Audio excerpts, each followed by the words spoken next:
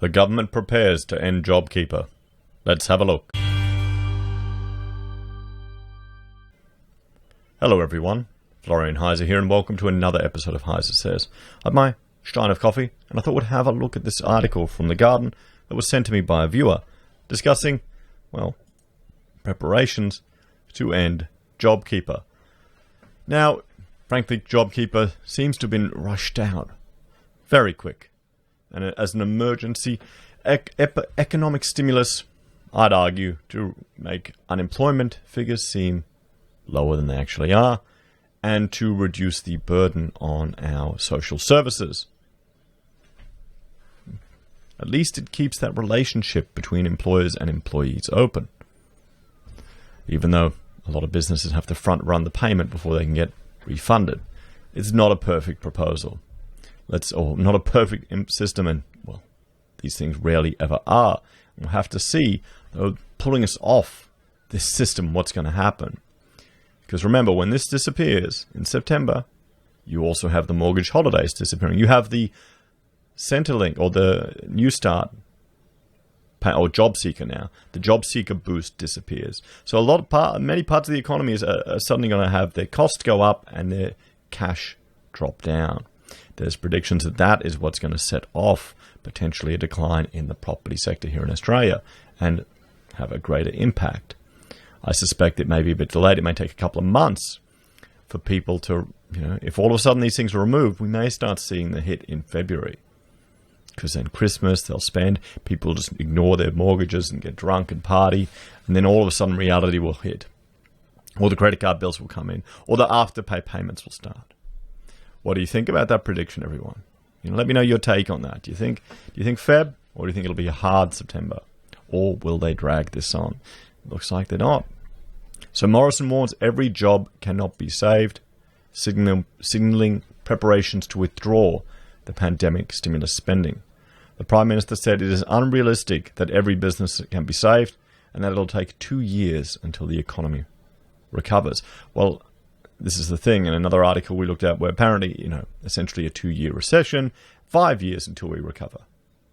5 years. And other people are in the comments are going, well, if they're saying 5-year recovery, it must be 10 years because it's government. You double everything. So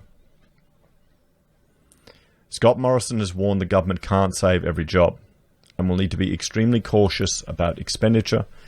In signs, it is preparing to withdraw economic supports to help shrink anticipated record deficits.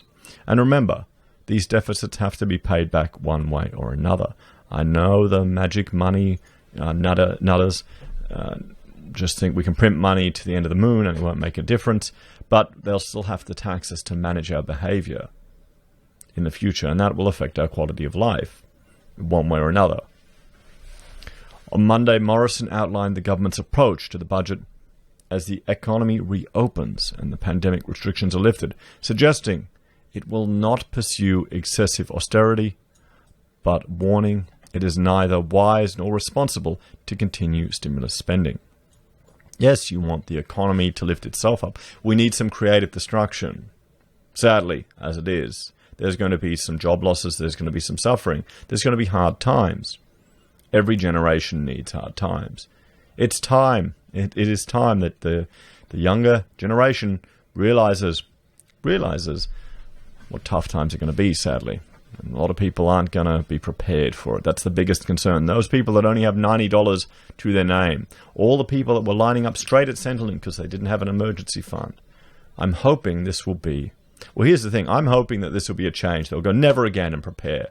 But they're going to do everything they can to influence people to spend to keep the economy going. But I think a lot of people are too scared. Rightly so. The Prime Minister told the Committee for Economic Development of Australia that $100 billion of economic activity have been wiped out in 2020, which will take an estimated 2 years at least to recover to pre-pandemic levels. Now, to get an appreciation for the scale of that $100 billion, our tourism industry is $60 billion.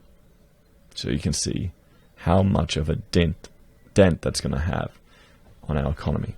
We need to lift our economic growth rate by more than 1 percentage point above trend to beat the expected pre-pandemic GDP position by 2025. And this is an interesting thing that he's saying here, because Australia, since the GFC, on a per capita basis, our economic growth has been below trend.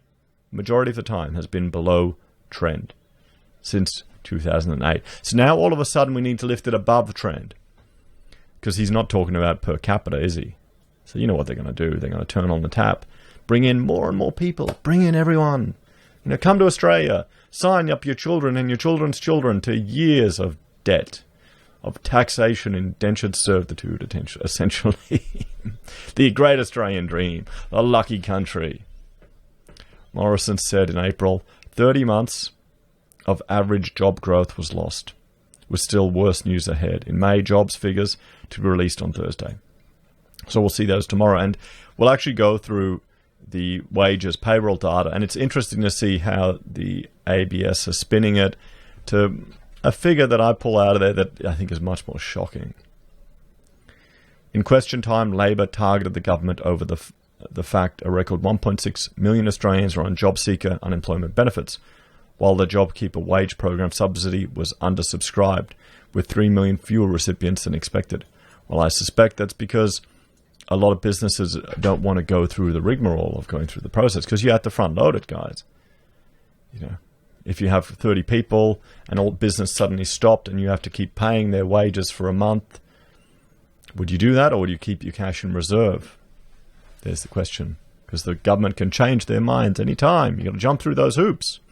What if you're in Townsville? You've got to pay that toilet tax every $1,000 a year per toilet.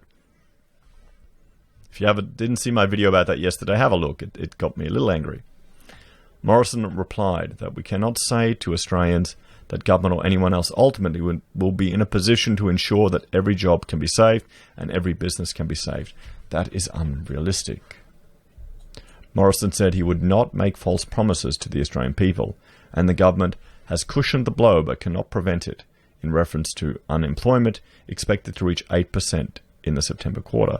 Well, I'd say they've pushed the damage further to the future and extended the economic severity of what's happening. That's what they've done. They haven't cushioned the blow.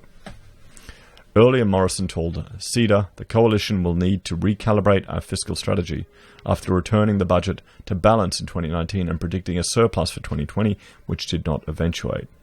We are looking at a record deficit this year and next, and not just because of record pandemic expenditure, he said, meaning deficits will exceed the $54.5 billion record set after the GFC.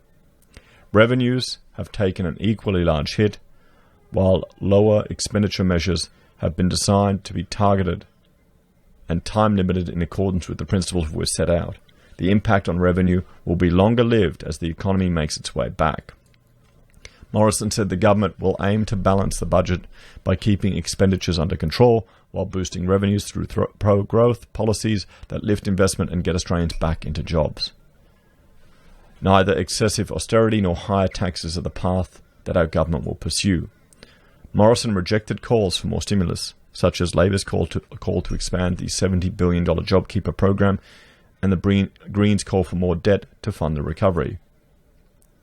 There will always be a case made for spending more and spending for longer, and there are plenty of people who are happy to make that case, he said.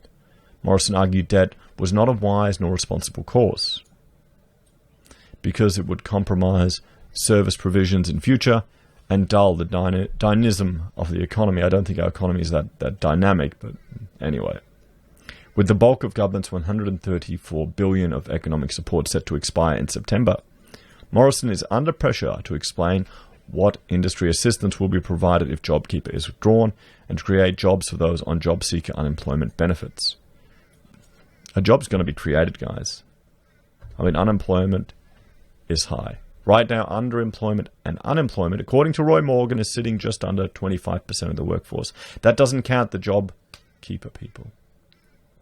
What businesses are investing? What businesses are growing? Who's going to take the risk now in taking on people when all this negotiation around changes to industrial relation is happening? There's a whole lot of unknowns out there in the business world, and it's the business world that creates jobs. I think some people don't tend to understand that. We'll have to see. We'll have to see, everyone. I had a colleague of mine, a friend, He's just invested into a new piece of equipment. He's jumped in and, but he didn't borrow the money. He didn't get a, RBA loan. He just put cash on the table. So that's a sign of confidence there. Some businesses are doing well. But, it's a mixed game depending on who you speak to. Morrison said the government will be extremely cautious about expenditure, but it will not step back from essential service provisions. He acknowledged the pandemic contraction had a disproportionate impact on women and younger Australians and those with lower skill attainment. Morrison said that reopening the economy is likely to help those groups and promised to maintain a key focus on our Women's Economic Security Plan, but mostly pointed to existing programs to help young people, such as apprenticeship subsidies, which have been criticised by the Productivity Commission.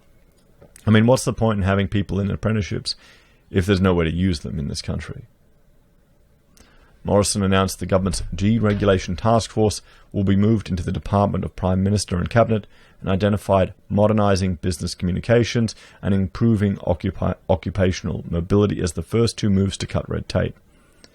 Ben Morton, the Assistant Minister to the Prime Minister, said in a statement the task force will seek to cut business compliance costs by removing laws that mandate they use certain methods of communication or storing information, preventing them from using electronic delivery or adopting new technologies such as blockchain applications.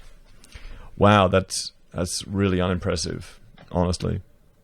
The task force will cut red tape by exploring greater mutual recognition for qualifications, to let businesses access skilled workers more quickly and provide more opportunities for people such as builders, trades, workers, architects and engineers, he said.